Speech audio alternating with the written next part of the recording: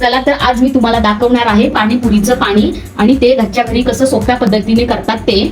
त्याच्यासाठी मी ही पुदिना घेतलेला आहे, हिरवी मिरची घेतलेली आहे आणि ही कोथिंबीर घेतलेली आहे आणि ह्या 3-4 अशा लसणाच्या पाकळ्या घेतलेल्या आहेत.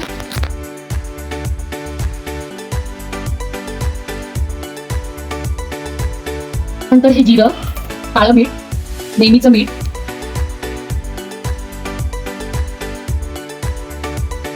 हे बघा आपली कोथिंबीर आणि पुदिन्याची आणि मिरचीची अशी फाईन अशी पेस्ट झालेली आहे. आता आपण ह्याच्यामध्ये थंड पाणी टाकून त्याचं पाणी तयार करणार आहोत.